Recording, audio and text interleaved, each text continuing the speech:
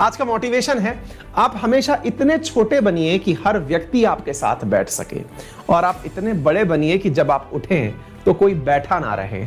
यहां पर आप इसका लिटरल सेंस निकाल सकते हैं। लिटरल सेंस का मतलब हुआ कि यार अच्छा कि हम गए तो सब लोग खड़े हो गए। हमारे यहाँ उल्टा होता है ना, हमारे यहाँ उल्टा ये होता है कि आप गए यानी आप गए तो सब खड़े हो गए, ऐसी फीलिंग आनी चाहिए, नहीं है ना।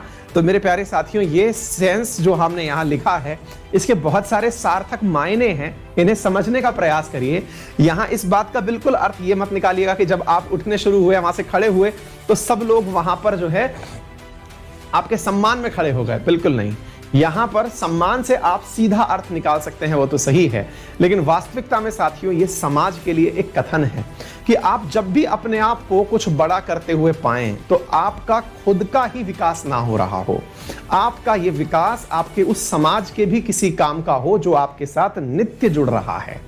जिस प्रकार से एक शिक्षक और विद्यार्थी का संबंध है, जितना शिक्षक खुद पढ़ता है, भाई मैं आप लोगों तक कोई भी नॉलेज, ऐसा तो है नहीं कि ये नॉलेज बिना पढ़े मुझे आ जाता होगा, बहुत रिसर्च लगती है जब तक आप तक ये नॉलेज पहुंचता है।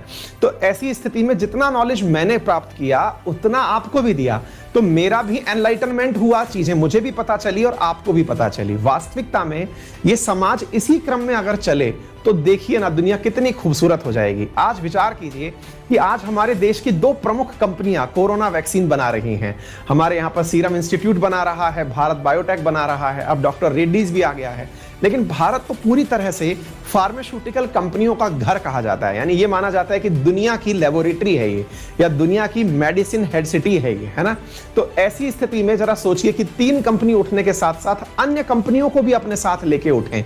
इतना बड़ा बिजनेस करने के साथ में अगर ये और कंपनी के साथ में लेकर के चलें तो सारा समाज की कल्पना करिए कि क्या कोई वैक्सीन के अभाव में पीड़ित रह पाएगा, है एक अपने आप में बड़ी बात।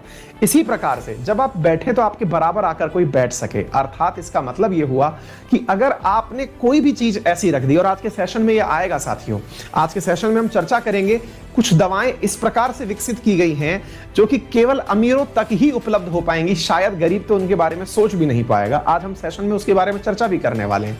यानी इसका सेंस भी निकालिए कि आप कहीं पर बैठे हुए हैं से मतलब है कि आप कह तो रहे हैं कि समानता का भाव है और भी आइए मेरे पास बैठिए, लेकिन साहब आपने स्तर ही इतना ऊपर कर दिया है, कोई कैसे आपकी बराबरी कर पाएगा, है ना। तो जीवन में भी ये कथन सत्य है कि आप अपना मूल स्वभाव इतना अच्छा रखें कि आपके साथ किसी को भी एडजस्टमेंट में किसी प्रकार की दिक्कत ना हो। आपके साथ अगर कोई मित्र ऐसा है आपका जो इस समय रोजगार के अवसर प्राप्त नहीं कर सका है, वो भी उतना ही कंफर्टेबल हो जितना कहीं किसी जगह का जिला अधिकारी बना हुआ मित्र है, वो भी आपके साथ उतना ही कंफर्टेबल हो। ये जब 2 परिस्थितियां आपके विचार के अंदर, व्यक्तित्व के अंदर आती हैं तो मानिएगा कि आप सही मायने में सफल हो गए हैं।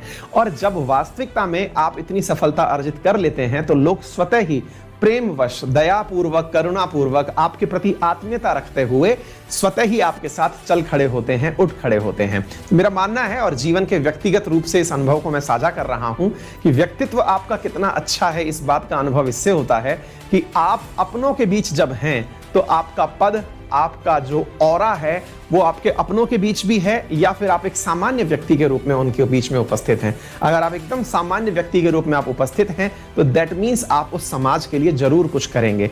आप बन गए एक 3 स्टार या 2 स्टार और घर में जाकर के भी आप अपने घर में भी रौब गांठने लगे, इसका मतलब आप कुछ बने ही नहीं हैं, है ना। तो ये सब बातें हैं, भविष्य में जब बनिएगा तो इन्हें थोड़ा सा ख्याल रखिएगा। ऐसा ना हो कि घर में भी आप थानेदार बने घूमें या घर में भी आप एसपी बने घूमें, ये आपके व्यक्तित्व पर शोभा नहीं देगा। समाज आप जैसे लोगों को याद नहीं रखना चाहता है, ठीक है।